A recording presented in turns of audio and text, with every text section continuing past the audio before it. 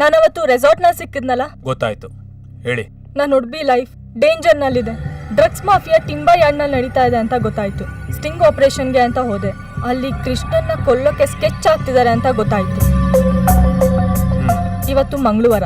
ಎಂದಿನಂತೆ ಅವರು ಷಣ್ಮುಗನ್ ದೇವಸ್ಥಾನಕ್ಕೆ ಹೋಗ್ತಾರೆ. ಅವ್ರನ್ನ ಅಲ್ಲೇ ಅಟ್ಯಾಕ್ ಮಾಡ್ತಾರಂತೆ. ಟೀ ಕುಡಿತೀರಾ? ಸರ್, ನಾನು ಸೀರಿಯಸ್ ಆಗಿ ಹೇಳ್ತಾ ಇದ್ದೀನಿ. ನೀವು ನೋಡಿದ್ರೆ ಟೀ ಆಫರ್ ಮಾಡ್ತಾ ಇದ್ದೀರಾ? ಪ್ಲೀಸ್ ಅವ್ರನ್ನ ರೆಸ್ಕ್ಯೂ ಮಾಡಿ. ಮಾಡ್ತೀನಿ.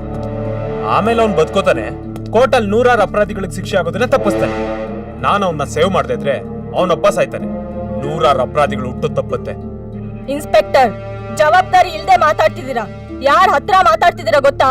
ನೀವು ಮಾತಾಡ್ತಾ ಇರೋ CCTV ಕೂಡ ರೆಕಾರ್ಡ್ ಆಗ್ತಾ ಇದೆ. ಮರ್ತ್ಬಿಟ್ಟಿದ್ದೆ.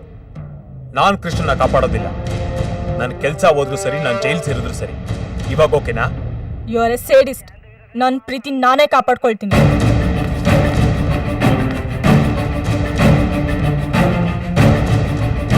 ಓ ಶಿಟ್, ಏನ್ ಮಾಡ್ಲಿ ಇವಾಗ?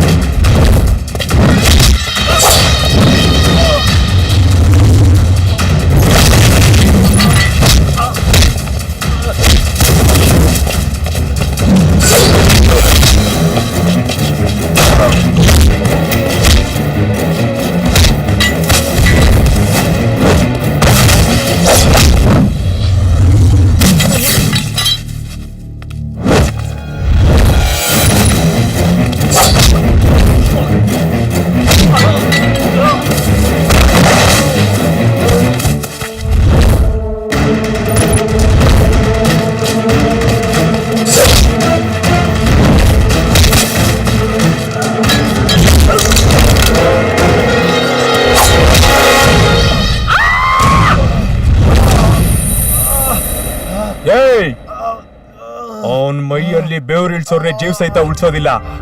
ನಿನ್ ರಕ್ತ ನೋಡ್ಬೇಕು ಅಂತಿದ್ಯಾ? ನಿನ್ ಕತೆ ಮುಗಿತುಕೊಳ.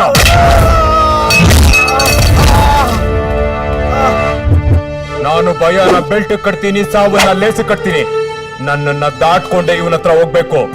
ಮೊದ್ಲೇ ಎಣಿಸ್ಕೊಂಡ್ಬಿಡಿ, ಮೈಯಲ್ಲಿ 206 ಮೂಳೆಗಳಿರುತ್ತೆ.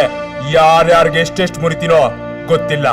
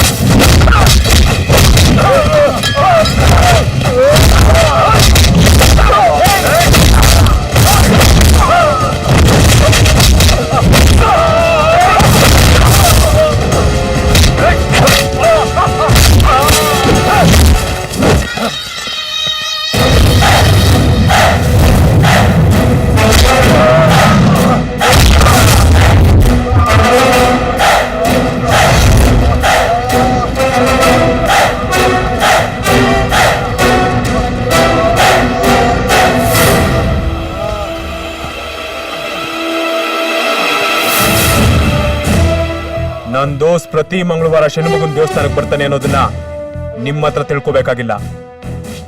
ಭಾನುವಾರದಿಂದ ಸೋಮವಾರದವರೆಗೂ ಪ್ರತಿ ದಿನ ಪ್ರತಿ ಕ್ಷಣ ಅವ್ನು ಎಲ್ಲಿರ್ತಾನೆ ಏನ್ ಮಾಡ್ತಾ ಇರ್ತಾನೆ ಅನ್ನೋದು ನನಗೆ ಗೊತ್ತು. ಅವ್ನು ನಿಮ್ಗೆ ಬರೀ ಪ್ರೀತಿ ಮಾತ್ರ. ಅವ್ನು ನನ್ನ ಪ್ರಾಣ, ಅವ್ನು ನನ್ನ ಜೀವ.